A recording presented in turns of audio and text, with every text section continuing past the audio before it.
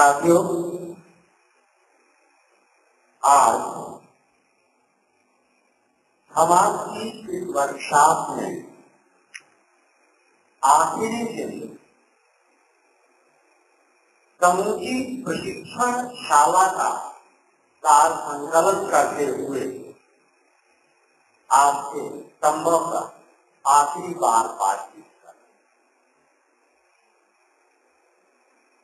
आपका उत्साह, आपकी मेहनत, आपकी दृष्टि काबिल तारीफ है। आपकी उम्र, आपकी मस्ती, आपकी अल्लाहई जिंदगी मजेदार। सबसे पहली बात कि अकेले न तो मुर्गा उठता है न तो मड़ई, दोनों के लिए लोगों को गुहार लगानी पड़ती है। आवाहो,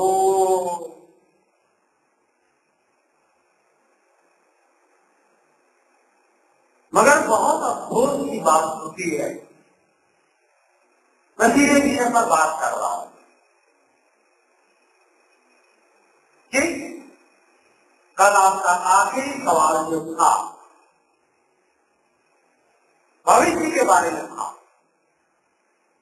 कि आप यहां से जा करके क्या करेंगे, कैसे करेंगे, कितना करेंगे, कब करेंगे और क्यों करेंगे।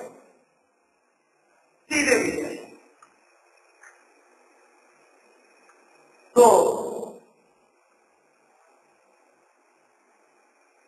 किसी भी सामाजिक समस्या का सामूहिक समाधान ही हो सकता है। उदाहरण मैंने दो लिए, मुर्गा उठाना और मड़ई उठाना। मड़ई माने हट, झोपड़ी है, छप्पर। आप गुहार लगाते हैं लोगों को, तब केवल तब जब आप किसी काम को अकेले नहीं कर पाते हैं तो उम्मीद करते हैं कि लोग आपकी मदद करें। लेकिन कई बार आपके बुलाने के बाद भी लोग सुनते नहीं, आते नहीं, साथ नहीं देते। आपने जिंदगी में ऐसा कई बार अनुभव किया होगा कि बार बार निवेदन करने पर भी आपकी विनम्रता और निवेदन को कोई सुनने वाला, ध्यान देने वाला, साथ देने वाला मिलता नहीं। तब विकल्प क्या बचता? रविंद्रनाथ टैगोर, छोटा मोटा नाम नहीं, ठीक है, उनको कहना पड़ा कि अगर तुम्हारी पुकार सुन करके कोई तुम्हारा साथ न दे तो एकला चल। कहना पड़ा। किस परिस्थिति में उस महाकाय मस्तिष्क में यह सिर्फ सौंधी होगी कि एकला चल। वो सोचिए, उसकी आवाज कम से कम इतना लाउड थी कि लोगों तक पहुंच सकती। इतना कद्दावर व्यक्तित्व था,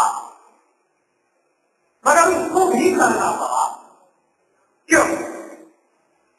कभी ध्यान में, अगर कपही रोकना चाहे तो आराम से बाहर चलेगा।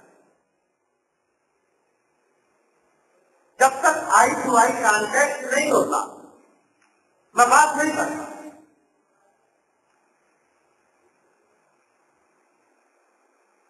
जब तक मैं आपकी आंखों को पढ़ता नहीं, मैं किससे बात करूंगा और क्यों करूंगा? जो मेरी बात सुनेगा उसी के को न सुनना हो आप क्या करें? और साथी, अब आप आरामगाह में नहीं है, मीटिंग में बैठे हैं, जरा चुप हो जाइए। इतनी खुशी की थी।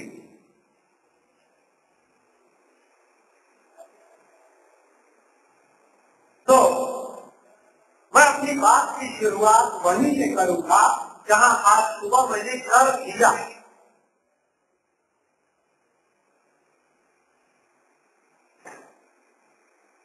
हिम्मत तो करो, पैर उठाओ, कदम धरो। हिम्मत तो करो, पैर उठाओ, कदम धरो। आवाज तो लोगों को सुनेंगे तो जुड़ेंगे। हिम्मत तो करो, पैर उठाओ, कदम धरो। आवाज तो लोगों को सुनेंगे तो जुड़ेंगे। वरना चलो अकेले ही मंजिल को तय करो।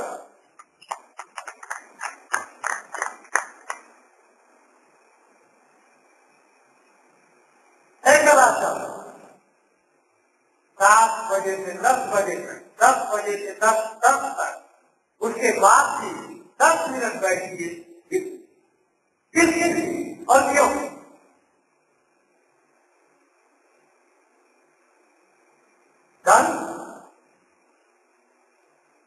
हिम्मत तो करो, पैर उठाओ, कदम धरो। आवाज तो लोगों को सुनेंगे तो जुड़ेंगे, वरना चलो अकेले ही मंजिल को तय करो। तो आज हम वो बात कर रहे हैं जो अलविदा की घड़ी में की जाती है।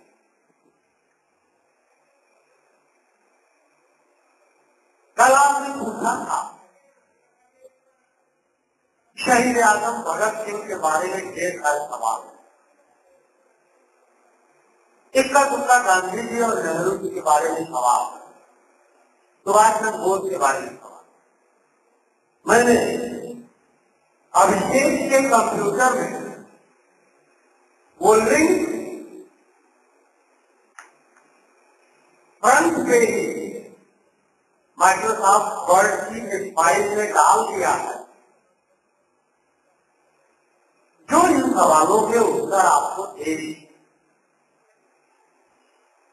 अगर आपके पास कागज कलम हो, इसके लिए मैं 3 दिन से रिलिया रहा हूं तो नोट कर लें, न हो तो बोल दे रहा हूं, सुन लें, याद आएगा याद कर लीजिएगा, वरना भूल जाएगा।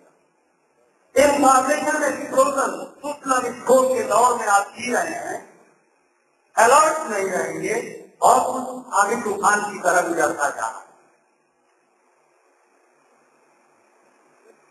आपके वर्षाप की खबर ऑनलाइन जाती है, अखबार वाले ने डाला और काफी अरुण प्रधान ने तुरंत अपनी बात में डाल करके मैसेज कर दिया, वो हो गया सर।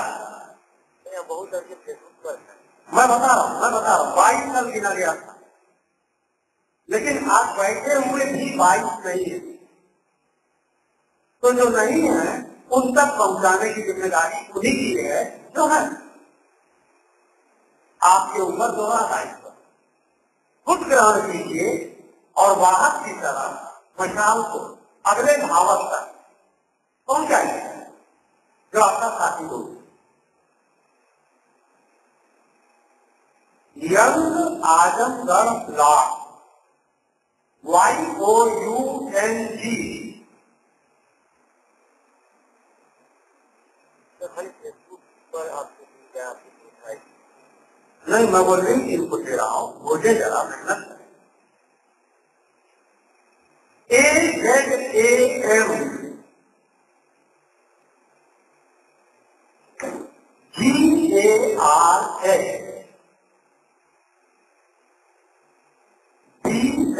YOG।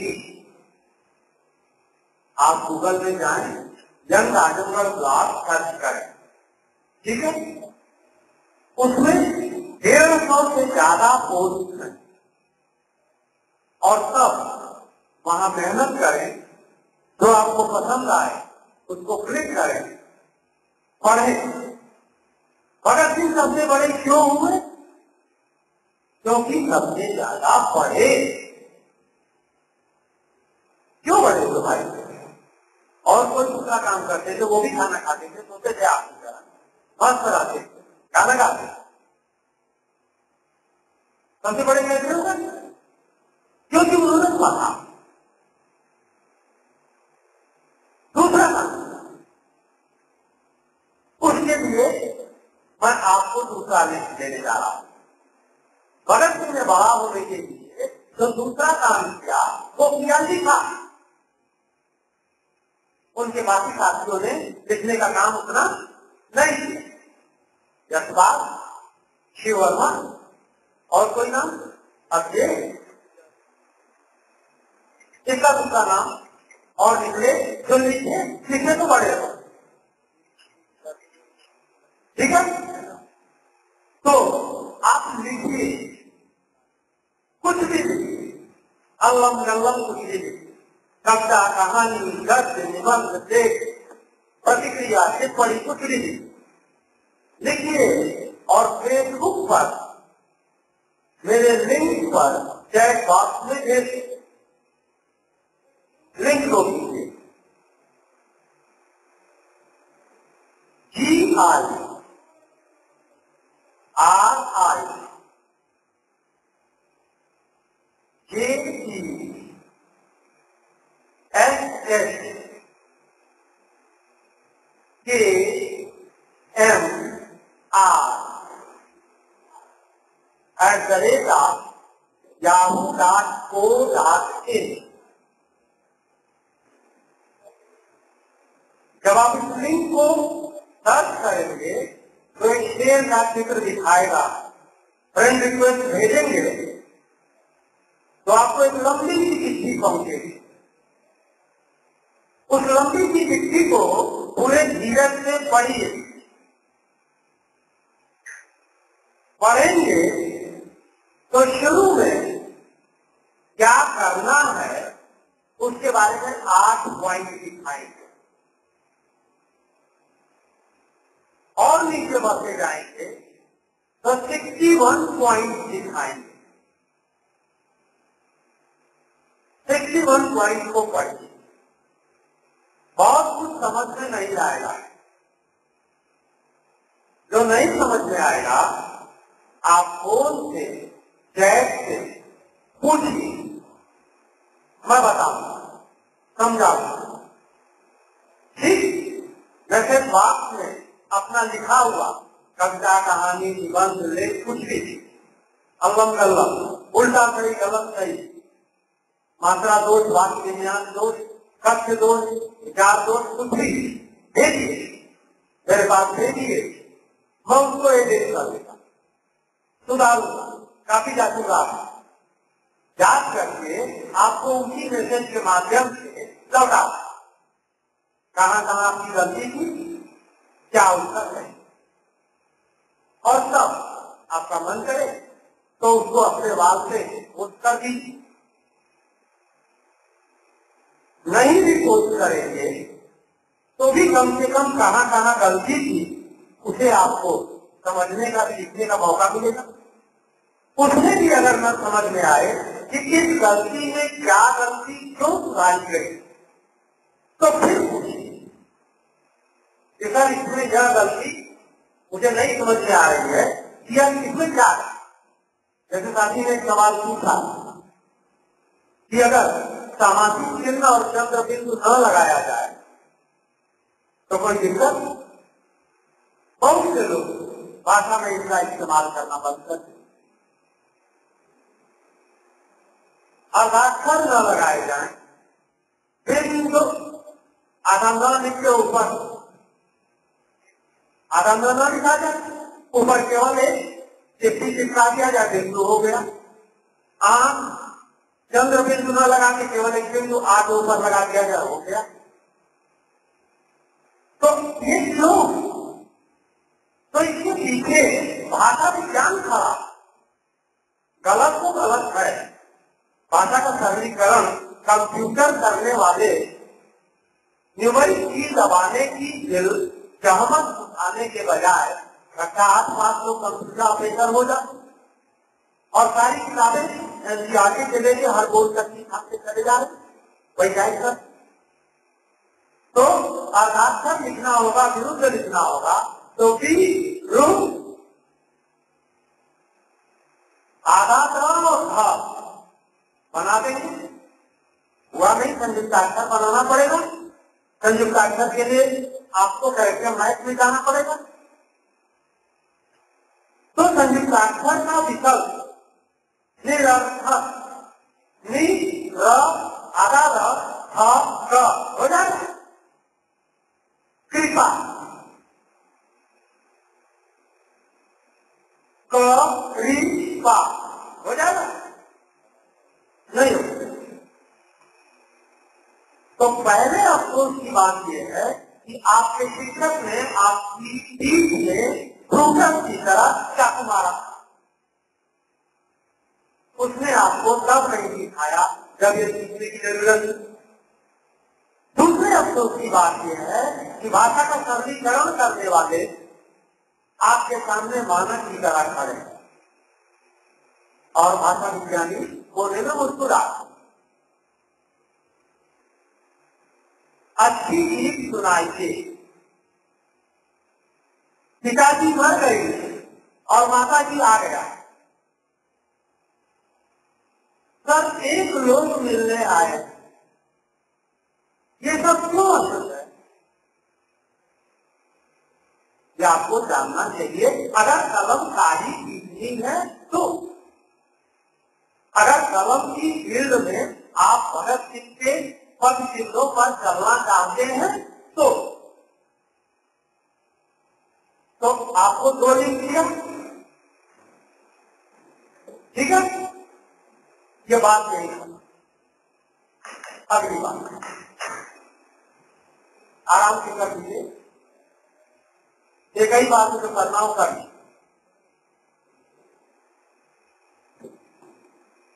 उस पूरे पहाड़ को घुसा के उधर कर दी, नहीं तो हर तीसरे आदमी को वो परेशान करेगा।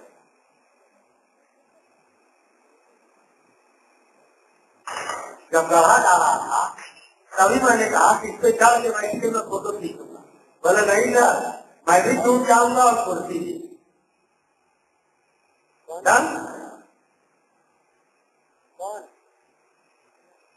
ध्यान दीजिए। अगली बात, मैंने आपको लिंक दे दिया, आप अभिषेक के उन 150 में से वो 5-7 लिंक पा सकते हैं जो इनको मैंने मुझसे चाहिए तो फिर पूछते। आपके पास सारे सद्गुण हैं, मगर एक सबसे बड़ा दुर्गुण और वह एक अकेला आपके सभी सद्गुणों को ढक लेने के लिए काफी।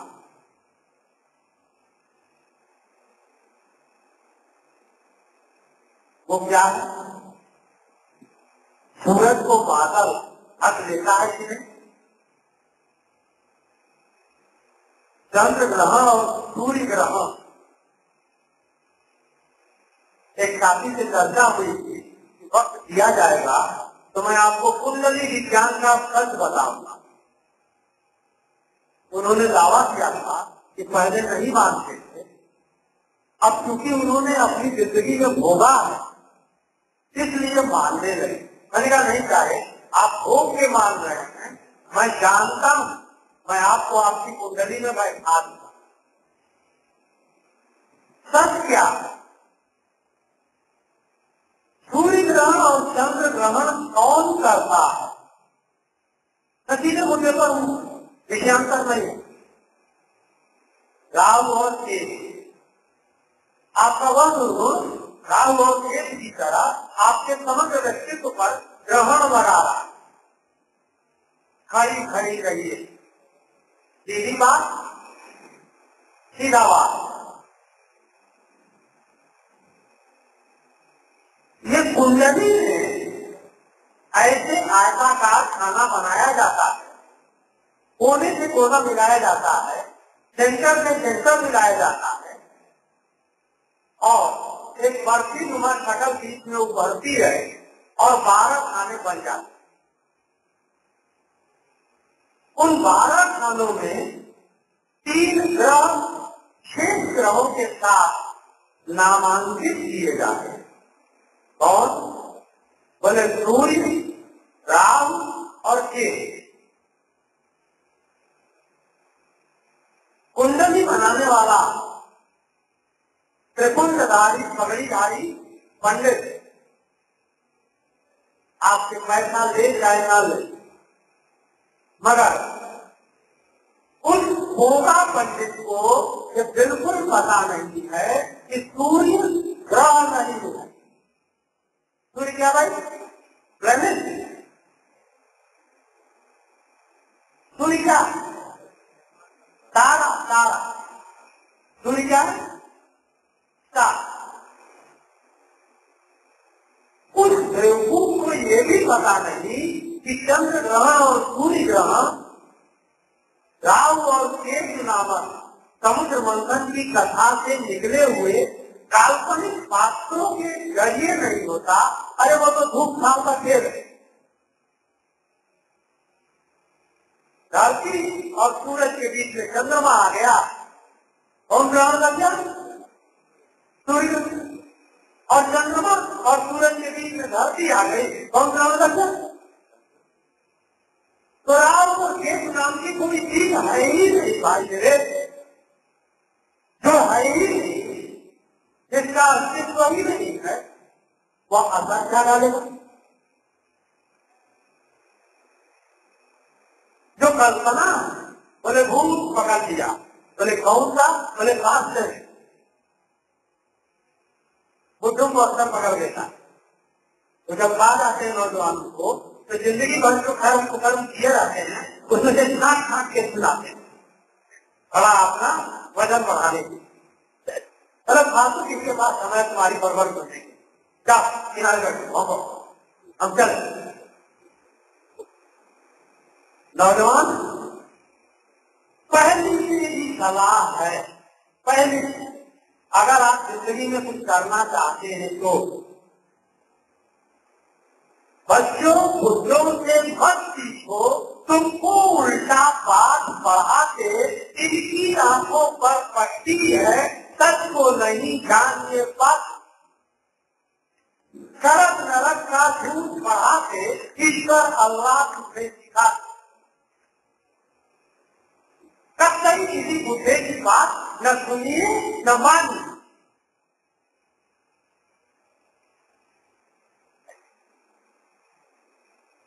पक्का अगर आगे बढ़ना है तो, और नहीं बोलो बेटा, तो जैसे खुद मंडू आपको बना दो। तो राहु और केतु समझ में आ गई, इधर देखे बाबू, राहु और केतु समझ में आ गए, कुंडली, सूरज बाबा भी आ गए, जो ग्रह है ही नहीं, स्टार। अब एक और लूप होने के उस कुंडली के 12 खाने में मिस्टर चंद्रमा बैठे हुए। मिस्टर चंद्रमा कौन है?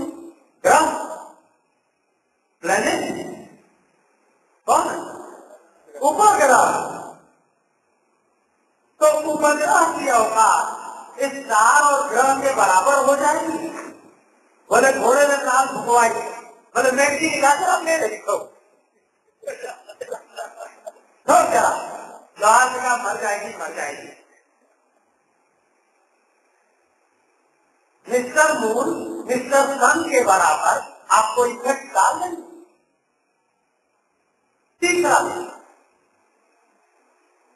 उन 12 खानों में जो वास्तव में ग्रह पूरे ब्रह्मांड का, जहां तक अभी तक विज्ञान पहुंचा, खगोलपूर्ति ने बड़े बड़े यंत्रों आते, वो कौन कौन रेत भेज के पता लगाने की कोशिश कर रहे हैं। एकमात्र जीवित ग्रह, नीला ग्रह, आपका अपना ग्रह, हमारी अपनी धरती, कुल 12 सालों से गायब। कुंडली बनाने वाले पंडित को पता नहीं कि धरती भी कोई चीज है और धरती ही आपकी जिंदगी का असर डालती है। नहीं डालती? ओजोन परत में छेद हो गया, पर्यावरण प्रदूषण हो गया, सुनामी आ गई, ठीक है, कंक्रीट का जंगल टूट गया, कौन असर डाल रहा? धरती। ऐसे में उस पंडित की अकल को आपका अंधा नाम नयंतु। क्लियर हो गया? और बताऊं, हालांकि अब मेरे विषय से थोड़ा सा ही डर जाएगा। बोले कितने अंधविश्वासी हैं, उनकी पहचान करनी हो तो उनसे हाथ मिलाइए। उनके हाथ में बकरी को बांधने वाली रसरी बची हुई मिलेगी। पंडित संस्कृत का मंत्र पढ़ करके असली नोट लेता है और आपके हाथ में रसरी बांधता। मंत्र क्या है? मंत्र भी धर्म है, कपट है। मंत्र बता देता हूं आपको। जिस रसरी से राजा बलि को बांधा गया था, मैं उसी रसरी से तुमको अचल रूप से बांध रहा हूं। हिलना मत, वगैरह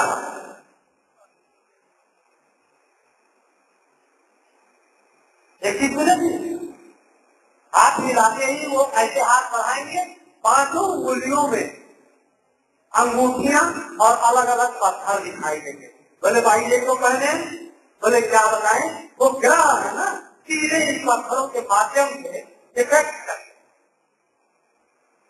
वो इलेक्ट्रोमैग्नेटिक एनर्जी खींच के मेरी बॉडी को एनरिच कर देते और तमाम जितना भी बुरा असर है, बुरी नजर है, सबको अलग कर।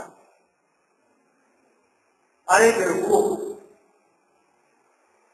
उतना बड़ा सूरज, उससे कई गुना छोटी धरती, उससे कई गुना छोटे तुम, उससे कई गुना छोटा वो पत्थर, उस सूरज की सारी एनर्जी उस पत्थर में घुस जाएगी और पत्थर इसकी छेद के तुम्हारे बॉडी में पहुंचा देगा। ब्रेक का थोड़ा तो दिमाग लगाओ, क्या, क्यों, कैसे, कब और कहां संतुष्ट हो। पत्थरों से किसी की जिंदगी पे कोई असर पड़ा है? पड़ सकता है, चाहे वो हीरा हो, चाहे नीलम हो, चाहे बुखार हो, चाहे सवाल हो, नहीं कर तो भाई, चाहे मोती हो। क्या है? आधा कोयला है, आधा सुनना है, नहीं है? बोलिए। तो कोयला और सुनना पूरे जेबों में भर लीजिए ज्यादा से ज्यादा और ज्यादा असर पड़े। और रखनी केवल हाथ में नहीं, पैर में, गले में, हर जगह देखे रखनी रहती। बोले आगे, बोले ताबीज भी है मेरे पास। वो हनुमान जी है ना, अली बाबा, फूक के मौलवी साहब ने किया। बोले मौलवी साहब ने फूक के ताबीज किया है, अब मेरा कोई कुछ नहीं दिला। ठीक, मैं आपकी मोटरसाइकिल को उसी रसरी से बांध देता हूँ, उसी मंत्र के साथ कि हिलना मत, और उसका ब्रेक का तार काट देता। बैठेंगे, चलाएंगे, पूरी सुरक्षा की गारंटी आपकी भी पंडित दिया, मोटरसाइकिल की भी दिया, चलाओ क्या। तो जब जिंदगी का असली काम आएगा तो दिमाग से काम लोगे, और जब अपने को और दूसरों को धोखा देना होगा तो पंडित का सहारा लोगे, चलेगा? आपकी बात पूरी होगी। दृष्टिकोण का प्रश्न, मार्क्सवादी छात्र फेडरेशन के सक्रिय कर्मठ जुझारू और धारदार तेवर वाले नौजवान साथियों के दृष्टिकोण का प्रश्न। क्या मार्क्स के शब्दों में कहें, उसके पहले बुद्ध के शब्दों में जाने, बुद्ध आसान शब्दों में कहते, मार्क्स वैज्ञानिक शब्दावली की बात करते। वैज्ञानिक शब्दावली बोले O2। अब O2 माने जो विज्ञान जानता है वो जानेगा, और नहीं तो सोचेगा कि कुछ और गड़बड़ा रहा।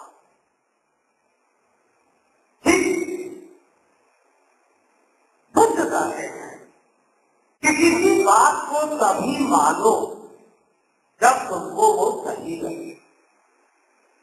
किताबें कहें, पुरखे कहें, लोग कहें, मैं खुद बुद्ध कहूं, मत मानो।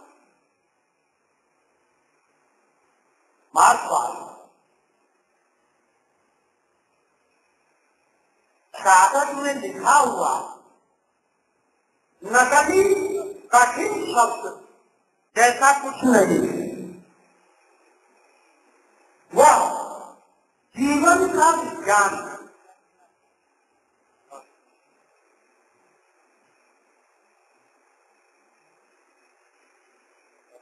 वह जीवन का विज्ञान है और क्या, क्यों, कैसे, कब और कहां का संतोषजनक उत्तर देता है।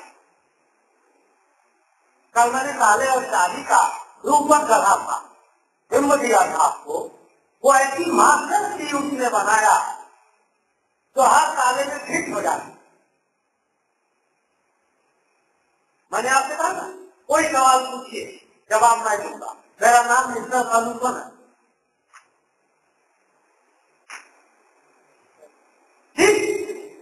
मैं आपसे हर सवाल का जवाब दूं, ऐसा जवाब कि आप संतुष्ट हो जाए। ये कॉन्फिडेंस काम क्या है? ये मार्क्सवाद है। भगत सिंह शहीद आजम क्यों कह रहा है? क्योंकि उनके पास वो हथियार था, कौन सा? भाषा। वो हथियार आपको मैं देने जा रहा हूं। कितने के पास है मैं नहीं जानता, मैं मान के चल रहा हूं। वक्तृता कला का पहला सूत्र ये है, जब मंच पर खड़े हो जाओ, आंख बंद करो, दिमाग केंद्रित करो, आंख खोलो और सोचो कि सब के सब बेवकूफ बैठे। अकेला समझदार अकलमंद तुम्हें, और सब बोलना शुरू करो। अगर 5 आदमी बैठे हो तो ये मान के बोलो कि 5000 की भीड़ लहरा रही है और सब तालियां कर आ रहा है। तो मैं ये मान के चल रहा हूँ कि मार्क्सवाद के विद्यालय में आप सभी अभी LKG के नीचे वाला कौन? प्ले ग्रुप के साथ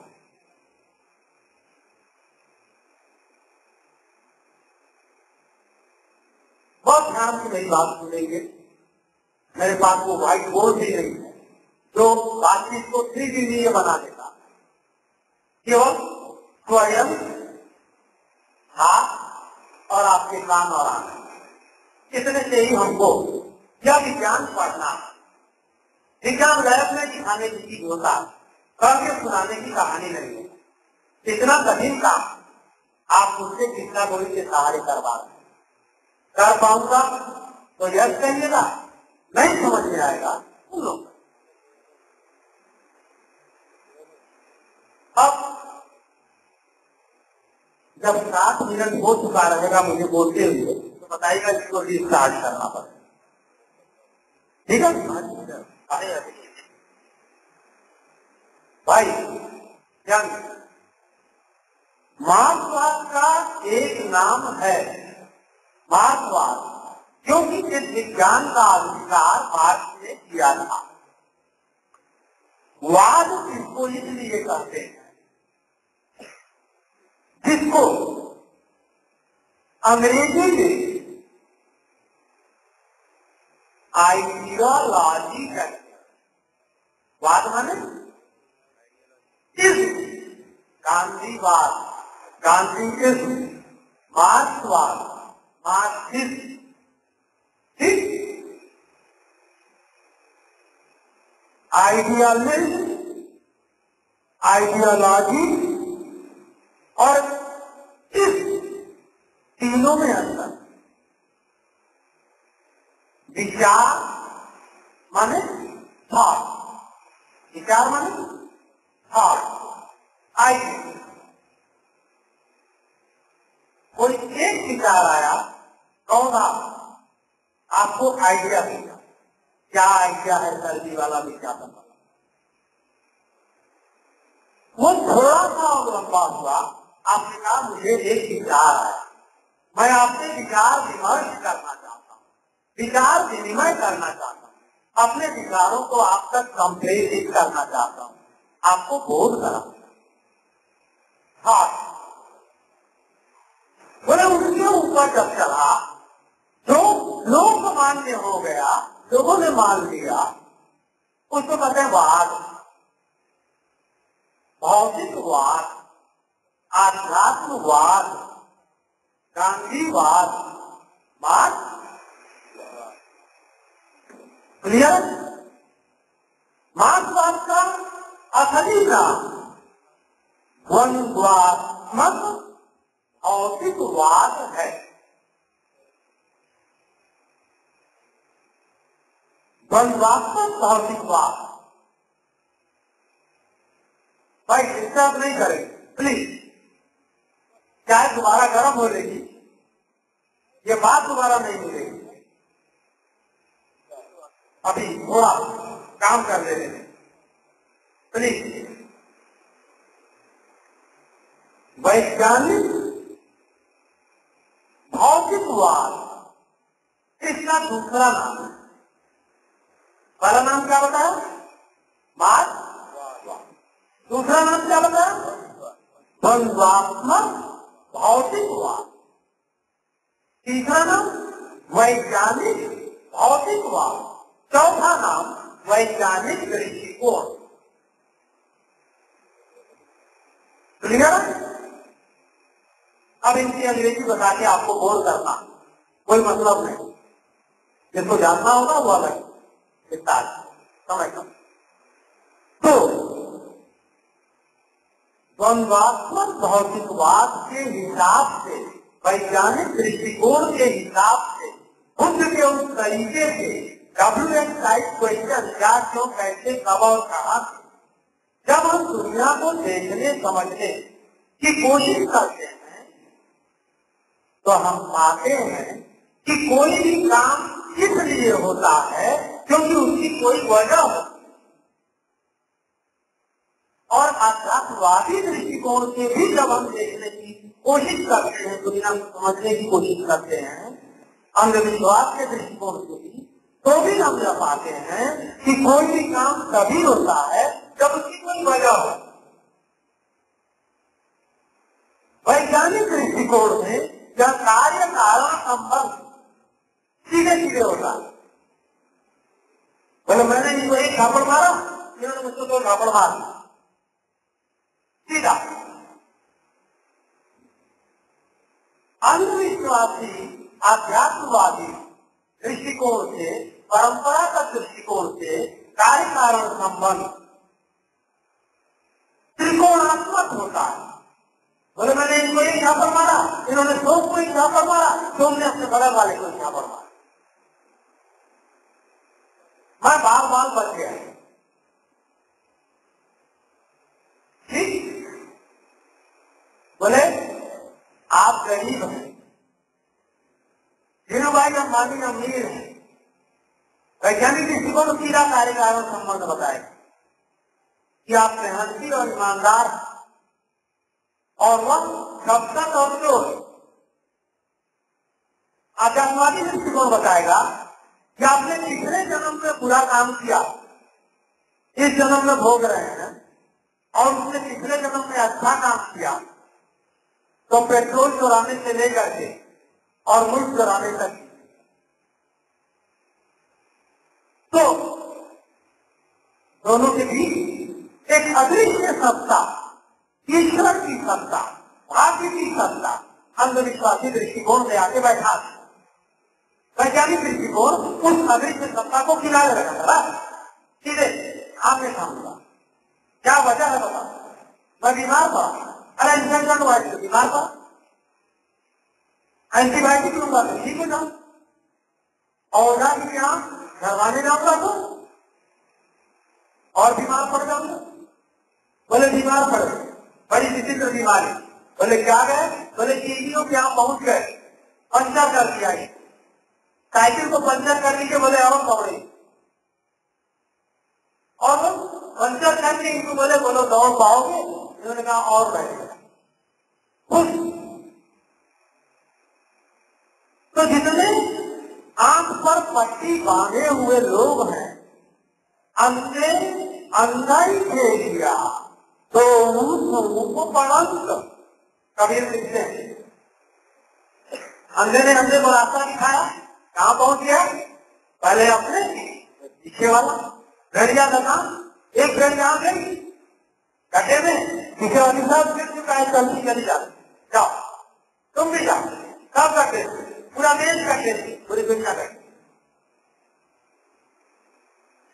तो वैज्ञानिक दृष्टिकोण क्या करता है? पहले आपके आंख की पट्टी खोलता, आपके आंख से अंधविश्वास का पर्दा हटाता है। कैसे हटाता है वो है क्या विज्ञान, वही पढ़ाने के लिए खड़ा हुआ। उस विज्ञान का नाम है, भाई जरा ध्यान दीजिएगा, बहुत कठिन बात बता रहा हूं, ऊपर से गुजर जाएगा वो जो ध्यान नहीं देंगे तो ऊपर से जाए। आप ध्यान दिला करके सुनेंगे तो सीधा दिमाग में घुसेगा। किल्ली लेके ठोक रहा हूं, जब एक बार घुस गया निकलेगा नहीं, पक्का गारंटी। क्यों? घुसा के पीछे वाला दोनों सीधा मोड़ के बैठा दूंगा।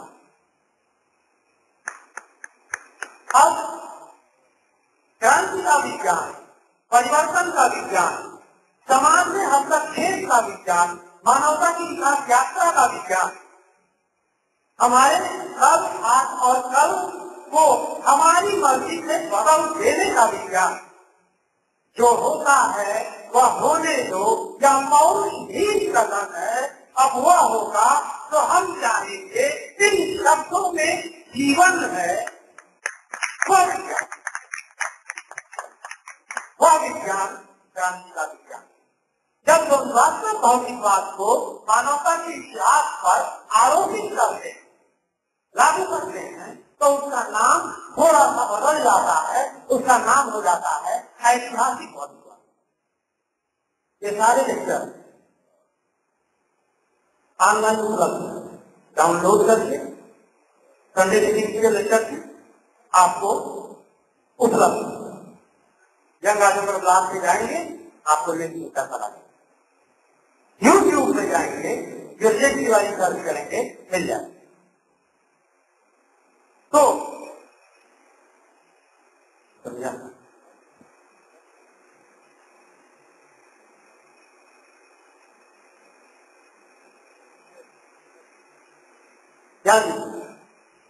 मैं इतिहास की चर्चा करने से पहले आप भविष्य को बदलने जा रहे हैं, विज्ञान की चर्चा करने जा रहा हूं।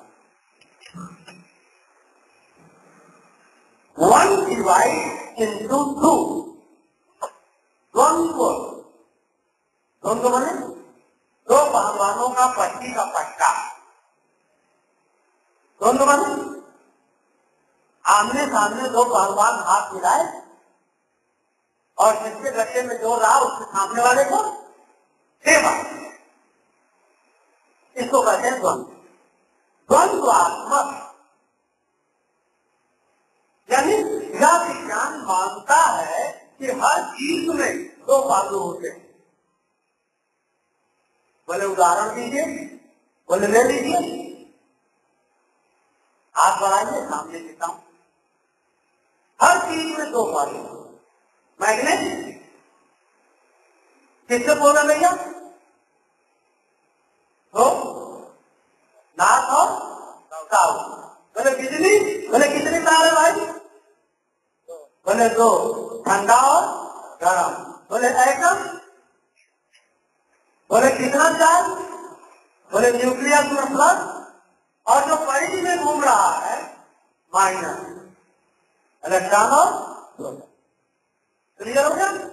बोले समाज, बोले दो वर्ग, लुटेरों का कमेरों का। डन? और उदाहरण की जरूरत? ये दोनों क्या, ये दोनों साथ साथ हैं, एक चीज के भीतर ही है। दोनों पहलू, दोनों पहलवान एक ही अखाड़े में रहते हैं। पटकने वाला भी उसी में है, पटकाने वाला भी उसी में है। अखाड़े का नाम किसके नाम से पड़ेगा? जो पटका जाएगा उसके नाम से, नहीं ना? अखाड़े का नाम पटकने वाले। अच्छा ये बताइए कि जब मैं बच्चा था तो मुझको बहुत नामी पहलवान आया, उसने पटक दिया। अब वक्त गुजरा, मैं बड़ा हुआ और नामी पहलवान बुढ़ा हुआ, फिर कुश्ती होगी, आपकी कौन पटी? कौन पटेगा भाई? पटकेगा ना? तो प्लीज या तो बैठ जाए या तो चले जाए, तो भी कर। तो द्वंद्वात्मक भौतिकवाद यह मानता है कि यही भौतिक जगत ही सत्य है। आध्यात्मवाद मानता है कि यह जगत नकली है, माया है, मिथ्या है, एक दूसरी दुनिया है, स्वर्ग है, जन्नत है, बहिष्ठ है, दोजख है, नरक है, हेल है, हेवन है, और उसके भी ऊपर एक काल्पनिक मुक्ति है। भौतिकवाद कहता ना भाई ना, यही जगत सत्य। भौतिकवाद और उपभोक्तावाद में अंतर। बहुत से लोग उपभोक्तावाद को भौतिकवाद बोल देते। आओ पियो मौज करो माने भौतिकवाद नहीं। भौतिकवाद माने किसी दुनिया को सच मानना, किसी जिंदगी को सच मानना, किसी वर्तमान को सच मानना, जो सच है उसी को सच मानना। ये बहुत क्लियर होगा? बाकी सब झूठ है। इतनी प्यारी अपनी दुनिया धूर्त बनाते हैं जग माया। ब्रह्म सत्यम जगन मिथ्या। ब्रह्म सत्य है उनका और जगत मिथ्या है। तब द्वंद्वात्मक भौतिकवाद के हिसाब से दोनों पहलवानों में एक तगड़ा है और दूसरा कमजोर। जो तगड़ा है उसके नाम पर उस चीज का नाम पड़ा। कभी ध्यान रखिए, उसके नाम पर जब उस चीज का नाम पड़ा तो क्या कमजोर वाला अखाड़ा छोड़ के भाग गया? वो अखाड़े में ही है, वो भी अपनी तैयारी कर रहा है। और ये दोनों के बीच एक ही अखाड़े में रहते हुए लगातार संघर्ष जारी रहना। क्लियर हो गया? One divide into two unequal part. गैर बराबर हिस्सों में दोनों चीजें टूट जाती। कौन दोनों चीजें? जो एक ही चीज के दो घटक। बोले मैं बहुत खाता हूं। बोले कितना खाते हैं? बोले एक बोरा चावल, एक बोरा गेहूं। बोले कैसे खाते हैं? बोले एक एक चम्मच कर। समझिए, एक बोरा चावल, एक बोरा गेहूं में से मैं एक चम्मच खा लेता हूं, अगला खाता हूं और इस तरह करके पूरा बोरा साफ कर दो। बोले बहुत करते हैं। बोले कैसे? बोले एक एक कदम कर। तो जो असमान टुकड़े हैं काफी छोड़ दीजिए, इधर आइए, बैठिए बैठिए, किताब कर दीजिए मोड को, लाइट मोड में डाल दीजिए। ये नहीं मिलेगा दोबारा, फिर पता नहीं जिंदा रहा आप या अगले सम्मेलन तो फिर ये वक्त मिला, ये मौका मिला, तब मिलेगा, नहीं मिलेगा। तब आप डिस्टर्ब होते तो मैं भी डिस्टर्ब होता हूँ, रखा हुआ नहीं बोल रहा, आपको देख के आपके लिए सोच के बोल रहा हूँ। डिस्टर्ब मत कीजिए ना, डिस्टर्ब। तब one divided into two unequal parts ही वह विद्या है जिसके सहारे हम दुनिया बदल देंगे, इस बात का दावा है। तालियों की जरूरत नहीं, आप समझने की कोशिश, बहुत कठिन विद्या है। यह ब्रह्मास्त्र है, अचूक है, मार देंगे जिसको मारे नहीं जाएगा, मरेगा जरूर। मारक मंत्र है और आज बाबा चला दिए हैं। घरा राज पूरी दुनिया के लुटेरों के मत्थे से सब पकड़ाए हुए नाच रहे, बारी बारी से मारो। तो अपने दुश्मन को बोलिए, आ मेरे अखाड़े में आ। कभी लालच में फंस करके उसके अखाड़े में जाइएगा मत, ताव में आकर के उसके अखाड़े में उतरिएगा मत। क्या करना है, कैसे करना, वही बता। किसी भी मुद्दे पर किसी से भी टकराई, उसके अखाड़े में मत जाए, उसे ललचाइए, आज आज आज। और जैसे ही वो आता है, हाथ से हाथ मिला नहीं, आंख में आंख मिलाइए, उसकी आंख में देखिए, उसके शीशे लगी नेक, टाई और सूट और किसी चैम्बर को मत देखिए। वो भी इंसान, आपसे इंसान, घट्टे से घट्टा टकराइए, बिजली कौंधेगी और साथ से आपसे मारे। मास्टर चंद्री राम का लौह की गंजा, हाथ पकड़ लिया तो गिरना ही है सामने। तो सामने वाले दुश्मन को कभी अविभाज्य मत मानिए, तोड़िए।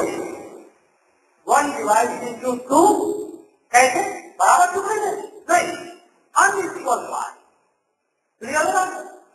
बड़े टुकड़े को छोड़ दी, बराबर चावल को छोड़ दी, एक कौर लीजिए भाई, उसको आत्मसात कर दीजिए, अपना बना दीजिए, अपना हिस्सा बना पी जाइए, पचा जाइए। तब उसी की ताकत लेकर के अब उससे और बड़ा हवाका दीजिए, आपकी ताकत बढ़ती जाएगी, उसकी ताकत घटती जाएगी। 1 divided into 2 अनइक्वल पार्ट, और जो प्रधान पक्ष है वह गौ पक्ष में, और जो गौ पक्ष है वह प्रधान पक्ष में। इस चक्कर के दौरान जैसा हम चाहते हैं उस दिशा में और उतना बदलता चला जाता। हम अंतर विरोध को सीखा करते हैं। अंतर विरोध माने जो दोनों के बीच का दुश्मनी है, विरोध है, झगड़ा। तब इस प्रक्रिया में विकास होता। बोले कैसा विकास? बोले बिगड़ी वाला? बोले नहीं, पेट देखे पेट, इसको नीचे कैसा होता? नुकीला, नीचे नुकीला, ऊपर मोटा होता चला जाता। उसमें क्या ज्यादा होता है? चूड़ी, चूड़ी।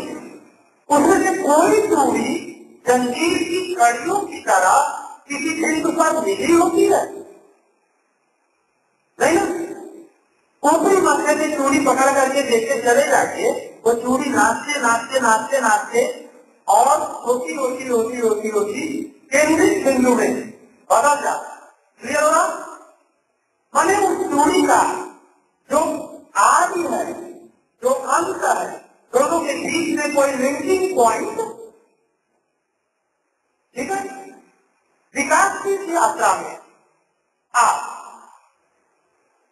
निम्न स्तर से उच्च स्तर की तरफ उन गुणों को लेकर के बढ़ते हैं जो आपके व्यक्तित्व के अंदर रहते हैं और उन गुणों को अर्जित करते हुए बढ़ते हैं जो आपके परिवेश में उपलब्ध हो। जब आप कुछ चीज लेंगे तो कुछ छोड़ना भी पड़ेगा। सवाल आया था भगत सिंह ने घर छोड़ दो, तो उन्होंने त्याग किया क्या? नहीं। अपने यहाँ बहुत बुरी परंपरा है, त्याग करने वाले को ग्लैमराइज करते, बड़े बड़े त्यागी हैं, बड़े महापुरुष हैं, त्यागी। बोले क्या त्याग किया? बोले जूता नहीं पहनते, बोले कपड़ा भी नहीं पहनते, बोले और खाते हैं? बोले हाँ दूध खाते। त्यागी। ये कितना बड़ा धोखा है। ग्रहण करने में आपको कोशिश करनी पड़ती, त्याग करने के लिए कोई कोशिश नहीं करनी पड़ती, वो तो ऑटोमेटिक बात है। आप मल त्याग मूत्र त्याग करते हैं, कोशिश करनी पड़ती है क्या? लेकिन भोजन ग्रहण करने के लिए खेत में दाना बोने से लेके वो में अन्न डालने तक कितनी मेहनत है। जब भोजन के लिए इतनी मेहनत है तो विचारों के क्षेत्र में जो अमूर्त है, सूक्ष्म है, अदृश्य है,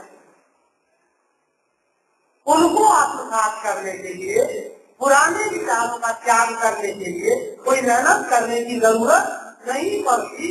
नए विचारों को ग्रहण करने के लिए भी पढ़ना पड़ता है, सीखना पड़ता है, अपने अनुभव का सार संकलन करना पड़ता है।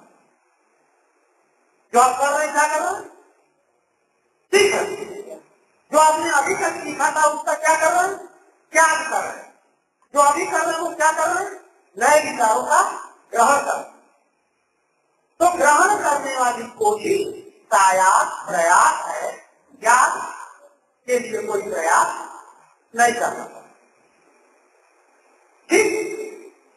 तो इस निषेध की प्रक्रिया में नाम है, इसका फार्मूले का नाम है नेगेशन। आप नेगेशन किए, इसको टाइप डेवलपमेंट होता है, पेज जैसा विकास होता है और कुछ पुराने गुण पीछे छूटते हैं, कुछ नए गुण पैदा हो जाते हैं। एक आम था टपका, अगर कोई खाया तो भी, नहीं खाया तो भी, गुठली तो फेंकेगा ही, बरसात होगी पड़ेगी ही, क्या होगा? पहले क्यों गया पौधा और नीचे जाएगी ना, अंकुरण, अंकुरण के बाद अमोला।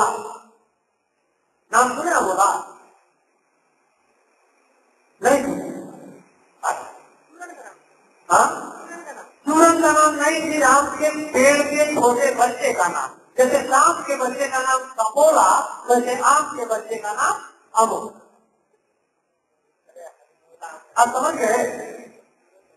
देखिए, वो अमोला बढ़ता चला जाता है, हर साल उसका तना मोटा होता जाता है, लंबाई बढ़ती जाती है। एक दिन आम का पेड़ बनता है, उसमें टिकोड़ा लगता है।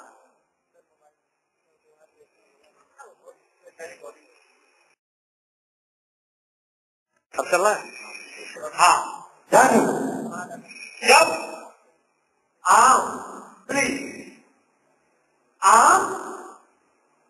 जो पहले आपने खा के फेंका था उसी रूप में रहा, बदला ना, नया रूप आया ना, तो ये रूपांतरण हुआ, ट्रांसफॉर्मेशन।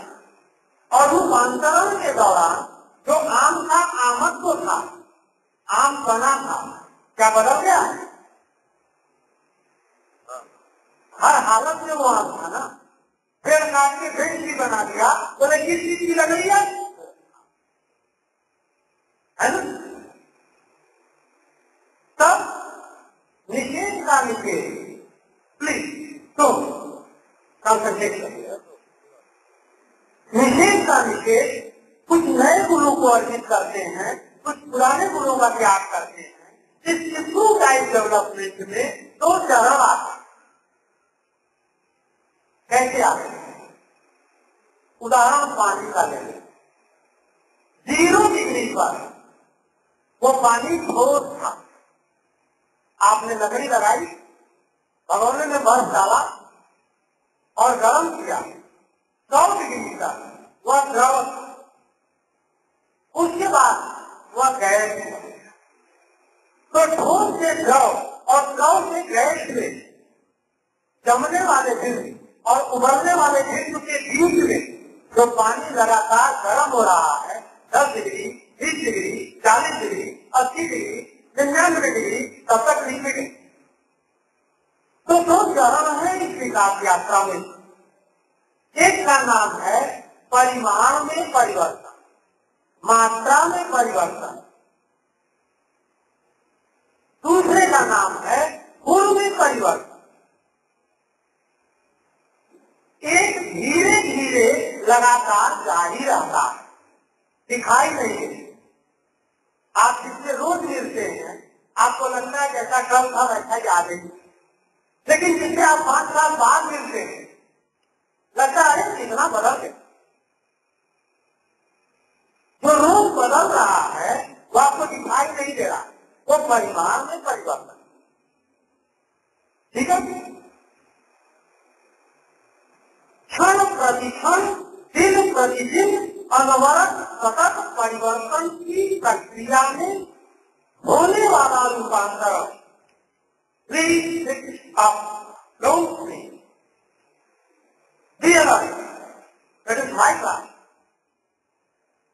परिवर्तन की प्रक्रिया में ये परिमाणात्मक परिवर्तन धीरे धीरे धीरे धीरे करके मिस्टर बेहोश बन और अचानक छलांग लगी, कूदा। तो लंबी कूद वाला धावक होता क्या करता है? जहां से कूदना होता है उससे पीछे जाता है, पीछे जाता है, दौड़ता है, दौड़ता है और फिर उस पॉइंट पे पहुंचता है। उस पॉइंट पे पहुंच करके बोल दबाता है और जम। ठीक, तो ये जो उदाहरण है, ये जो छलांग है, उस दौड़ के बाद ही आता है। आपको कैसे करना है, क्या करना है, वही बताओ। वो छलांग गुणात्मक परिवर्तन है और वो दौड़ परिमाणात्मक परिवर्तन। जिस परिवर्तन को आप देख नहीं पा रहे हैं, जो लगातार जारी है, वह परिमाणात्मक परिवर्तन है जो अचानक आप देख लेते हैं। गुण बदल जाता है, नया नाम ले देते हैं उस चीज का। जो कब तक पछाया था वो पहलवान अखाड़े में पटक के साथ अखाड़ा उसके नाम से चलेगा। दाऊद की कंपनी का नाम, अगला नाम किसके नाम से पड़ेगा? जो दाऊद को गोली मारे पड़ जाएगा ना। सबकी कंपनी नहीं कहेंगे, सबकी कंपनी कहेंगे। ओके, तो परिमाणात्मक परिवर्तन और गुणात्मक परिवर्तन की इन दोनों एक के बाद एक आने वाली पीढ़ियों। गाड़ी जा रही है सड़क पे, किनारे भाई स्टोर लगा हुआ है, हर किलोमीटर के बाद धनबाद कितने किलोमीटर, अगले बार धनबाद कितने किलोमीटर। आप मानवता के विकास पर इसको लागू करेंगे तो आप पाएंगे कि भगत सिंह से चल करके आज तक जो काम जारी है उसका नाम है इनकलाब। भगत सिंह से चलकर आज तक जो काम जारी है उसका नाम है इनकलाब। और यह इनकलाब का जो हम इस समय काम कर रहे हैं, यह परिमाणात्मक परिवर्तन के चरण में आपकी बौद्धिक क्षमता को और विकसित करने की, पानी को और गर्म करने की, दिए में और तेल डालने की कोशिश करें। क्लियर है? जब यह परिमाणात्मक परिवर्तन उस क्रांतिक बिंदु तक, क्रिटिकल पॉइंट तक पहुंचेगा जहां अब चुपचाप अंडे के चूने के अंदर रह ही नहीं सकता, फाड़ेगा उसको। बच्चा मां के पेट में रह ही नहीं सकता, जन्म लेगा, किलकारियां भरेगा देती। तो माँ को प्रसव वेदना की मरणांतक वेदना से गुजरना होगा।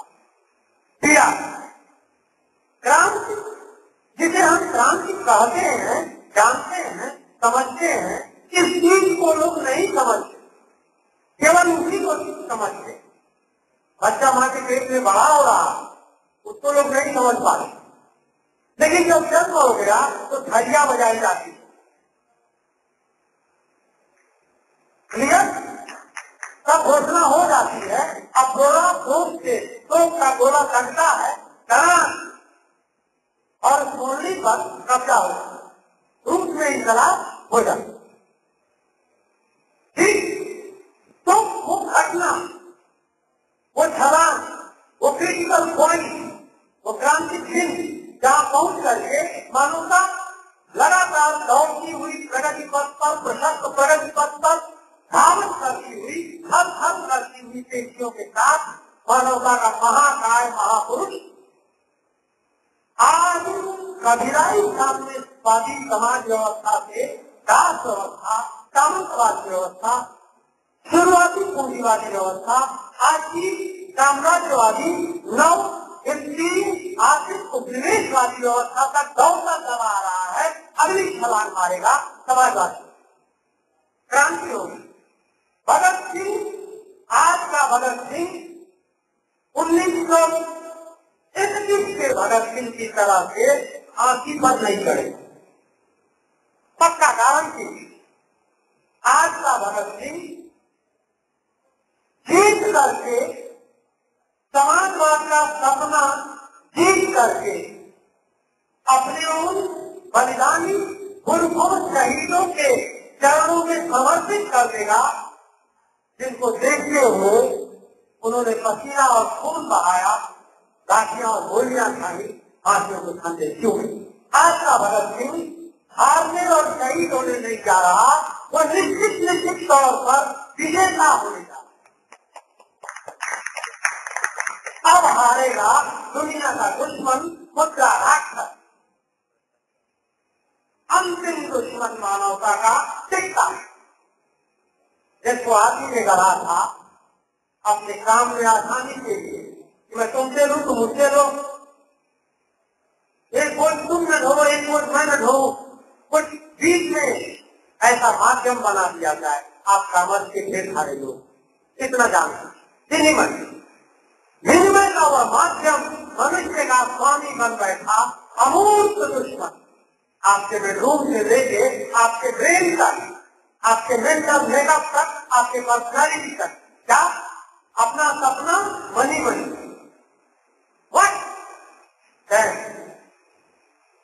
इंसान की सेवा करो, सामान का इस्तेमाल करो। उलट दिया सकते हैं, सामान की सेवा करो, इंसान का इस्तेमाल करो, टॉयलेट पेपर की तरह इस्तेमाल करो, यूज एंड थ्रो पेन की तरह इस्तेमाल करो। देखो, अमीर बनने की पीढ़ी गरीबों की गर्म काट करके बनती है, केवल गला काट के बनती है। करो तो यह विज्ञान, मैं बात को थोड़ा सा एक बार संक्षेप करके दोहरा दूं, फार्मूला आपके दिमाग में बैठ जाएगा।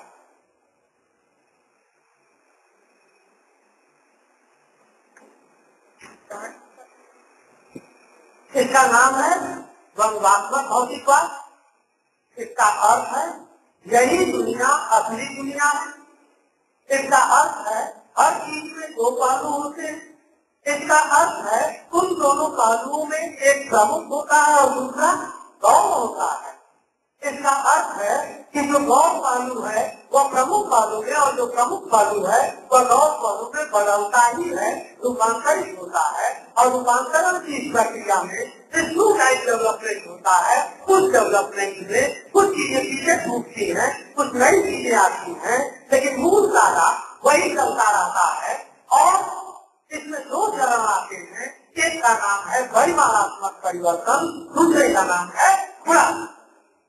अब इसमें एक डायरी भी होती है, बोले बच्चा हुआ, बोले हाँ, बोले कौन थे, बोले माँ थी, बच्चा था, हो गया नहीं। डॉक्टर, नर्स, अस्पताल, एम्बुलेंस, दवाएं, ये सब क्या है? अंदर के हिस्से से बाहर, अंदर के हिस्से से बाहर एक ऐसी चीज है जो उस वस्तु का हिस्सा नहीं है, उसकी मददगार है, प्रेरक है। वो हेल्प कर देंगी तो काम आसान हो जाएगा, वो मदद कर देंगी तो काम आसान हो जाएगा। वो शक्तियां, बोले मिस्टर इनकलाबी कौन है? जवाब देते हैं कि मिस्टर इनकलाबी जादूगर नहीं है कि जादू किया और इनकलाब आ, ये समाज की अपने अंदर की ताकत है जो अंदर से बढ़ती है, उस बिंदु तक पहुंचती है कि जब अंदर से मार करके थोड़ को बदल जाता है। मिस्टर इनकलाबी उस नर्स की तरह से, उस डॉक्टर की तरह से केवल मदद करते हैं। कैसे करते हैं? केमिस्ट्री का एक उदाहरण सबसे अच्छा उदाहरण है। ऑक्सीजन बनाने की प्रक्रिया KNO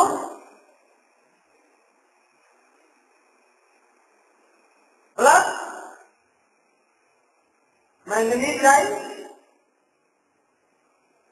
बोलिए पढ़ाकू साहब, आपकी असली बात तो अभी करना बाकी कि आपके पिताजी 8 घंटा खटेंगे और आप 1 घंटा खट के उनके ऊपर एहसान करेंगे। मिस्टर विद्यार्थी विद्या की अर्थी उठा के घूमेंगे, जो अपना काम ईमानदारी से नहीं कर सकता तो दूसरे की मदद करेगा, सबकी सेवा करेगा। तो अपनी ड्यूटी पर नहीं खड़ा है तो सरकारी बगल वाली चौकी से जान लगा देगा। अपनी ड्यूटी में तो खुद पहुंच हो रहा, दूसरे की ड्यूटी कर देगा। मैंगनीज डाइऑक्साइड अगर उपस्थित है तो ऑक्सीजन बनने की प्रक्रिया जल्दी और कम ताप पर अधिक मात्रा में हो जाती। उस घटक को कहते हैं उत्प्रेरक। उत्प्रेरक जैसे मैं आपको गालियां दे रहा हूं, खुला गालियां दे, मिस्टर विद्यार्थी अर्थी उठाने वाले विद्यार्थी जी, आप खुद को और अपने मम्मी पापा को और पूरे देश और समाज को 1 घंटा पढ़ के पढ़ाई के नाम पर सीधा धोखा दे रहे हैं। आप में दूर लोग कर रहा हूं, इनकलाबी खरी बात है। तो वो मैंगनीज डाइऑक्साइड समाज के विज्ञान में जो परिवर्तन हो रहा है वो इनकलाबी शक्तियां, समाज अपनी पीढ़ी पर चढ़ेगा, उसके लिए उत्पादक वर्ग और शोषक वर्ग, उत्पादक वर्ग और शोषक वर्ग के बीच की टक्कर में समाज का विकास होता और उस विकास में क्रांतिकारी शक्तियां मददगार भूमिका अदा करती हैं। वो वही है जो कहता है कि जो हम चाहेंगे वह वो दिखा देती है, मोड़ती है, घुमाती है, परिवर्तन को, गति को तेज और धीमा करती। जैसे आप ब्रेक और एक्सीलेटर अपनी गाड़ी में रखते हैं, ब्रेक और एक्सीलेटर का मतलब इंजन है, इंजन और पेट्रोल नहीं जाएगा गाड़ी चलेगी। तो ब्रेक और एक्सीलेटर की जो भूमिका है वो मिस्टर क्रांतिकारी। क्लियर हो गया? तो बहुत संक्षेप में, बहुत सरल शब्दों में मैंने आपको वैज्ञानिक दृष्टिकोण का सैद्धांतिक पक्ष, द्वंद्वात्मक भौतिकवाद समझाने की कोशिश किया। कितना बाउंड गया और कितना चिमनी से ठकाठक ठुकाया, फैसला आप करेंगे, अभी नहीं कर पाएंगे। अभी आप जादूगर के जादू में हैं, जादूगर से सवेरे जाके मिलिए तो एक कोने में बैठा हुआ 50 मीटर पहले पेड़ी टूटता हुआ दिखाई दे, और आप तो जाइए तो बढ़िया पगड़ी ले जाके चमक चुमक करके एक जादू वाला डंडा हिलाता हुआ और कपड़े से रुमाल और रुमाल से कपड़ा बनाकर दिखाई दे। अभी आप जादूगर के जादू में फंसे। यहां से जब घर जाइएगा, पहला काम कीजिएगा, कागज कलम उठाइएगा, जो सुना है उसको अपने शब्दों में अनुभव बोली भाषा में लिखने की कोशिश कीजिए। जितना आपने सीखा उससे कम दिमाग में बचेगा, जितना दिमाग में है उससे कम कलम पर उतरेगा। जितना कलम पर उतर पाएगा, जब किसी को बताने की कोशिश करेंगे तो उससे कम बता पाए। ये अभिव्यक्ति की सीमा होती है। कैसे टूटती है उसका भी जादू बताओ, लेकिन अब आपके पास वक्त नहीं, आप वो चीज कमा चुके जो आपको सिखा है। मैं इस विषय का यही पटाक्षेप कर दे रहा हूं। अगला विषय देखो जो आपके लिए जरूरी है, वो टाइम मैनेजमेंट। सबसे जरूरी, हर आदमी को मदर नेचर ने केवल और बराबर 24 घंटा, किसी को कम किसी को ज्यादा। धीरू भाई अंबानी का 48 घंटे का दिन होता है और शिखरू राम का 12 घंटे का होता है। ऐसा तो नहीं, सबको 24 घंटा मिला। इस 24 घंटे को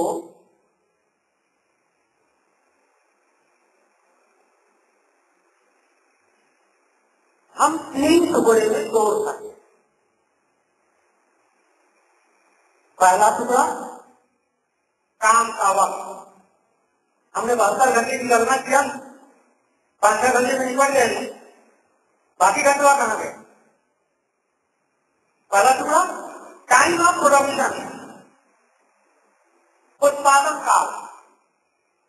दूसरा टुकड़ा टाइम ऑफ प्रिपरेशन, तैयारी का काल। तैयारी का काल, उत्पादन का काल। बोले तीसरा भी है अभी? हाँ तीसरा भी है। बोले कौन? बोले टाइम ऑफ एंटरटेनमेंट, मनोरंजन का काल। मई दिवस के शहीदों ने शिकागो में दूसरा बाजार में गोली खाई, फांसी करे और दुनिया में एक आंदोलन पैदा हुआ। 8 घंटे काम, 8 घंटे आराम, 8 घंटे मनोरंजन।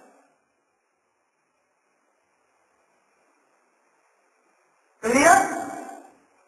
तो 8 घंटे काम, 8 घंटे आराम। बोले आज क्या बकवास कर रहे हैं?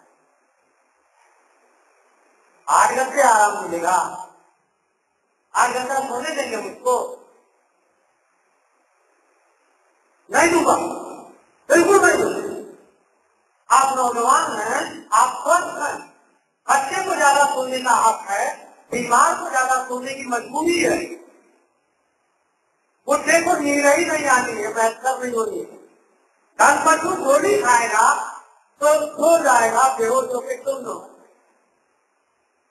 आप स्वस्थ हैं, 24 घंटे में 6 घंटा सोना आपके हक हिस्से की बात। इससे ज्यादा सोए तो अपने साथ अपराध किया, समाज के साथ। क्लियर? सोने का समय कितना? 6 घंटे। आपके लिए कितना? 6 घंटे। मेरे लिए कितना? जब तक दवाई का असर रहे तब तक। और साथी प्रधान के लिए कितना? अरे जब तक नींद लगी रहे तब तक। खाओ बहुत तो निज धामा, रण में कहा तुम्हारो कामा। क्या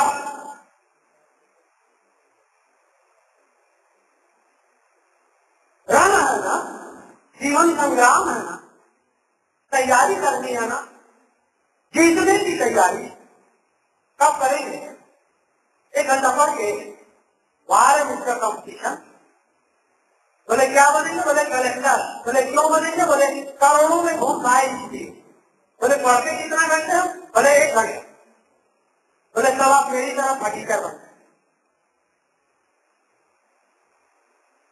तैयारी का कालखंड वह कालखंड है जो आप सोने में, नहाने में, साइकिलिंग करने में, कपड़ा बदलने में, अपना स्कूल का बैग भरने में और स्कूल का घंटे तक पहुंच के अटेंडेंस देने में खर्च कर देते हैं, तो सारा काम क्या है? तैयारी करना। क्लियर? उत्पादन का काल आपका तभी शुरू होता है जब टीचर ब्लैक बोर्ड पे वर्क करना शुरू करे और आपकी किताब खुल जाए, कलम चले। ये नहीं 6 घंटा कॉलेज में रहे, वो नहीं 6 घंटा में पढ़ेगी, 40 मिनट की याद रखती, 40 से 8 में पूरा करती थी। कितना हुआ? 40 बटे 320, 7 से भाग देती थी। हाँ 5.3, आधा घंटा गया। अब टीचर आया, टीचर गया, 5 मिनट निकाल दीजिए, 8 80 मिनट, 320 में से 80 निकालिए,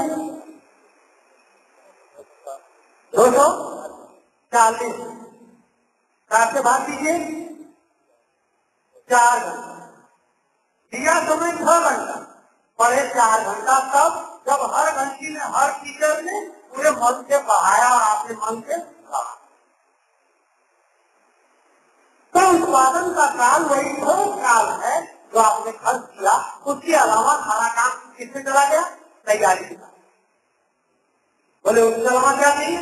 खाना है तो उसको रंगना चाहिए। मन को जो रंग दे उसका नाम मनोरंजन। ठीक? तो किसी का मनोरंजन क्रिकेट खेल से होता है, किसी का टीवी देख के होता है, किसी का वीडियो गेम देख के होता है, किसी का फेसबुकिंग करते हो। तब आप अगर अपना उत्पादन कालखंड बढ़ाना चाहते हैं ईमानदारी, तो आपको घटाना पड़ेगा। नींद के 6 घंटे कम नहीं कर सकते। मनोरंजन का कालखंड और अवसर की तरफ तैयारी के कालखंड में बर्बाद होने वाले समय को मिस्टर सुस्त राम की जगह मिस्टर चुस्त राम बन करके आप घटा। मैंने सुबह कुछ मित्रों को दिखाया, 10 घंटे के नीचे की पढ़ाई को मैं पढ़ाई नहीं मानता। 17 घंटे की पढ़ाई पर पुरस्कार पाने वाले को पटका 21 घंटे की पढ़ाई पाने वाले कैसे, वही आपको बताने का। अपने सारी कापियों के साथ एक कापी बनाई, उस कापी का नाम रखिए डेली डायरी। कापी में बाईं तरफ एक लाल लकीर होती है, ऊपर एक लाल लकीर, पतले पतले खाने नीली लकीर के होते हैं। 3 अंक लिखने भर की दूरी लेकर 3 लंबी लकीरें खींची। इकाई का सैकड़ा लिखने में जितनी कम से कम जगह लगे उतनी 3 लकीरें बाईं तरफ से खींची। तब पहले खाने में जो लाल लकीर से भी बाएं है, सिलाई की तरफ लिखिए दिनांक एवं दिया। दूसरा खाना जो आपने तैयार किया पतला वाला, उसमें लिखिए बजट के। उसके बगल वाले खाने में लिखिए बजट का। उसके बगल वाले खाने में लिखिए घंटा मिनट। उसके बगल वाले खाने में लिखिए जो बहुत चौड़ा बची हुई सारी जगह कवर करता है, लंबा, किए गए कार्य का विस्तृत विवरण। लिंक मैंने दिया, जो मांगेंगे उनको भी दे दूंगा, ऑनलाइन है। अब जितने बजे आपने अपना काम शुरू किया, ठीक उसी समय घड़ी देख के मोबाइल से वो टाइम नोट करें, 13 मिनट कि 17 मिनट, 23 मिनट कि 27। और जितने बजे काम छोड़ के उनसे टेबुल से पढ़ाई का उतने बजे ठीक नोट करें। कालम ठीक से कालम ए को घटा देंगे, कालम ठीक आ जाएगा। 24 घंटे का जोड़ लीजिए, नीचे एक बॉक्स बनाइए, कोने पर लिखिए 24 घंटे के स्वाध्याय काल का योग, पढ़ाई के घंटों का जोड़, ऊपर से नीचे तक जोड़ दे। फिर नहीं बनाएंगे, किसी को दिखाना नहीं, मन करेगा फोन करके मुझको बता दें। तो आपको अपने ऊपर गर्व होगा, अपने ऊपर खेद होगा, अफसोस होगा, तब जब आप समय खो दें। और गर्व होगा कब? जब आप उत्पादन काम बढ़ा लें, पढ़ाई के ढंग से बढ़ा लें। और ये practice makes a man perfect. आप प्रैक्टिस करते जाएंगे, ये समय बढ़ता जाएगा, 1 घंटे से बढ़ के 10 घंटे प्लस तक पहुंचता है। अब ये सब कैसे तैयारी का कालखंड और मनोरंजन का कालखंड घटे, उसको घटाने के लिए भी आप करना चाहेंगे तो उसकी भी रैंकी कर। कपड़ा धोने में कितना टाइम लगा लिख लीजिए, ब्रश करने में कितना लगा लिख लीजिए, खाना बनाने में कितना लगा लिख लीजिए। आप लिखेंगे तो अगले दिन आप उससे अगले दिन के समय की तुलना करेंगे तो आप देखेंगे कम लगा। मिनट गिन करके आप उसका हिसाब रख सकते हैं कि आपने कहाँ मिनट कमाया, कहाँ मिनट कमाया। मैनेजमेंट का टाइम, समय प्रबंधन की कला।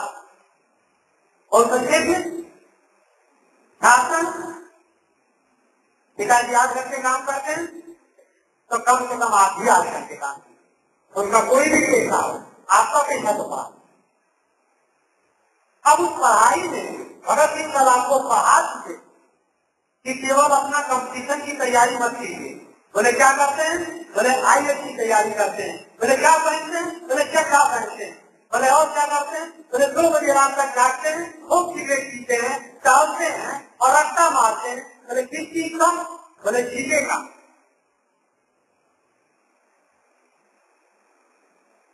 देखा क्यों? किसी नहीं को लेना है, 3 लाख भारत भरे बैठे हैं,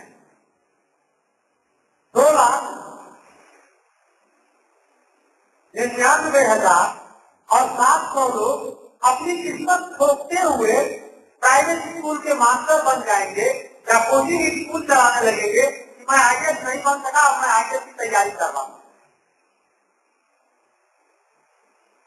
तो वो धोखा, उस धोखे पे हम बात करें। आपको पढ़ना, अपनी पढ़ाई के घंटों को भी तोड़िए। 1 डिवाइड इंटू 2 अनइक्वल पार्ट।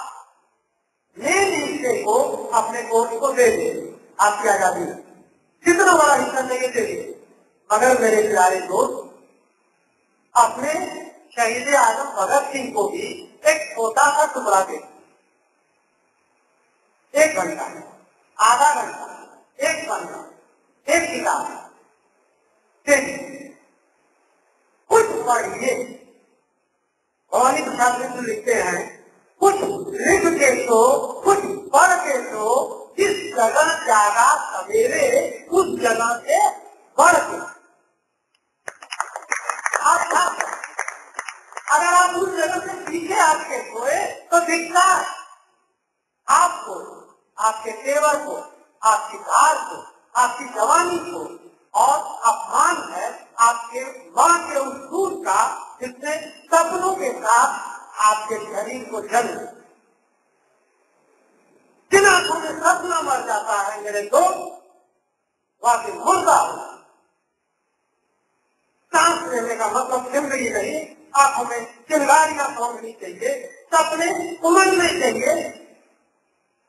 बरसात के मौसम के बादलों की तरह एक सपना पूरा हुआ, दूसरों के लिए खाना चाहिए, बेटियों को ऐठना चाहिए, उंगलियों को, एक को पटका दूसरे को पटका।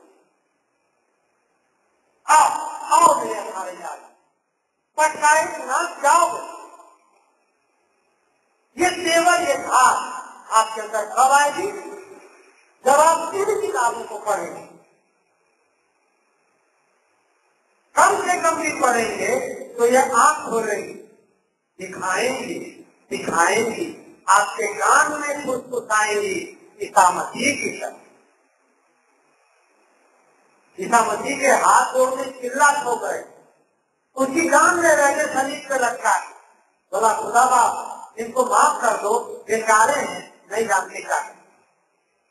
तो पिता मसीह आपको कान में तो सुखाएगा, धीरज रख, खटखटाएगा तो खोला जाएगा, बुलाएगा तो सुना जाएगा, मांगेगा तो दिया जाएगा। आप चिल्लाते हैं कि चिल्लाते हैं, खटखटाओ, खटखटाते खटखटाते हाथ खून से लाल, खुला अभी तक नहीं बोला ना भाई, बोले पुकारो। सुबह से तो पुकार रहा था 7 बजे, आ भाई आ, बोले तू भी बैठ, अभी 10 मिनट और है, कोई सुना? घर ला गया तुम्हारा, बोले मांगो तो दिया जाएगा। मांगता रह गया कि मेरे 3 दिन में ज्यादा से ज्यादा मेरे घंटे दे दो, दिया किसी ने? कोई रूल रियायत नहीं करने वाला इस दुनिया में। तब समझी का नाम धीरज रख, 100 बार खटखटाएगा तो 101वीं बार में जाके खोलेगा।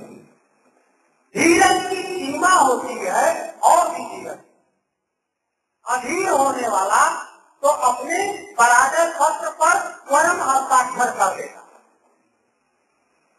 पहला काम, हार का पहला कारण क्या है? आप अधीर हो। और अगर आपने धीरज रखी तो सोमनाथ का मंदिर आप लूटेंगे जरूर, चाहे कितनी बार लग जाए।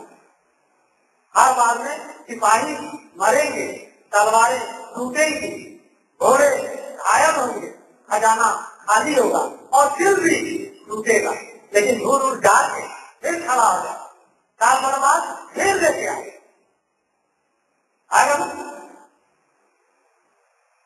तो मर्द और विवेक और बहादुर तो वो जो जिद नहीं छोड़, एवरेस्ट से चढ़ने वाला कौन? पहला पर्वतारोही, नाम बताइए? Edmund Hillary. पहली बार चला,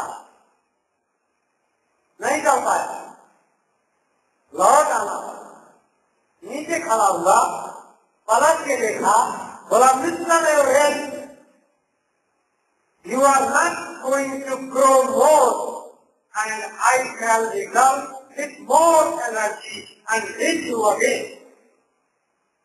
तुम और अधिक नहीं बढ़ सकते हो मिस्टर एवरेस्ट, मैं लौटूंगा, दोबारा लौटूंगा और ताकत लेके लौटूंगा और तुमको पटूंगा जरूर। इस बात का कहता है आज विक्टोरी हावर्ड साहब की कलम और अमित राय का अनुवाद। इस बात का कहता है मैं लौटूंगा, मेरा नाम दूसरा होगा, मेरी जगह दूसरी होगी, लेकिन मेरी आवाज वही होगी, इनकलाब की आवाज। कभी वो भगत सिंह के रूप में गूंजेगी, कभी वो सोमनाथ जगह की गूंजेगी जरूर। इन बारों को सुनाने के लिए इनके कान में वो बिजलियां गड़गड़ाती रहेगी, बसंत का वज्रनाद होता रहेगा, तो कभी नक्सलवादी से होगा तो कभी ऑक्युपाई आंदोलन। तो आपको अपने समय का प्रबंधन करते हुए क्रांतिकारी भाव और तेवर को पकड़ते रहना है, तैयार करते रहना है। अंधेरे के बात देखने लायक आपकी आंखों में ताकत हो, इतनी बारीक नजर बनानी है। और मैं आपको समर्पित करता हूँ अपना एक कविता, अपने आज की बातचीत को खत्म करने की इजाजत चाहूंगा और उस कविता को खोजने में ताकि मेरे झोले में मदद करें। जो प्रिंट आउट वाली फाइल है गुलाबी रंग, उसमें जो हाथ वाला कागज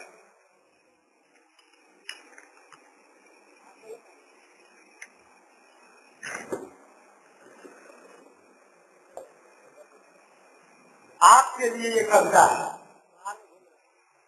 ठीक? आप सबके लिए, उन सबके लिए तो 3 दिन यहाँ रहे, तो 3 दिन यहाँ खटे, तो इन 3 दिनों की तैयारी के लिए 3 महीने तक रात रात जागे। आप सब देखिए इस कविता का नाम मेरे। एक उस्ताद अपने शागिर्द को बोलता है, बोला शाबाश, ठीक है, मेरे बेटे सारे के सारे ही मुझसे बड़े हो गए, मुझसे आगे कभी बढ़ गए। मेरा सपना अब ये आंखें देख रही हैं, इससे अधिक मुझे क्या लेना, किसको यह सुख लेना देना, मुझे खुशी है। बहुत जगह हूँ रात रात भर कलप कलप कर, तिलक तिलक कर मैं रोया हूँ, अब सोऊंगा। दशकों पीछे जाग रहा हूँ, हरदम फरफट भाग रहा हूँ, अब थककर मैं चूर हो चुका, अब सोऊंगा। मेरे हिस्से में जो आया कमर अभी तक मैंने खेला, अब आगे कुछ और लड़ाई बढ़ जाएगी। हुआ भरोसा मेरे मन को आज और भी अति खुशी से मस्ती से मन घूम रहा है। मस्ती का माहौल नहीं अब पीछा करता, अब सोऊंगा। आज नाच का बाजा अपने बजा बजा कर जोर जोर से खुर्फी खुर्फी की गए, पूरे सुर में गूंजेगी जरूर रही, मैं सोऊंगा। अब तुम जगना, अब तुम लगना, अब तुम लड़ना, अब तुम लड़ना, मैं हरदम ही साथ रहूंगा। कदम कदम पर आगे आगे मेरे चलना, मुझको भी दिखलाना रास्ता। इस अंधेरे में भी तुमको सूझ रहा है, मुझे खुशी। हम जीतेंगे कठिन लड़ाई, आज भले ही उनका है पर कल निश्चय ही अपना होगा। पूरा जन का सपना होगा, तुम सपने साकार करोगे। मैं संतुष्ट हो चुका तुमसे, अब सोऊंगा। पूरी हुई तपस्या मेरी, मैंने जग से जितना मांगा उससे भी है बढ़कर पाया। अब तुम सोचो, अब तुम जानो कैसे होगा काम तुम्हारा, तुमको ही है पूरा करना। मैं सोऊंगा। इनकलाब जिंदाबाद।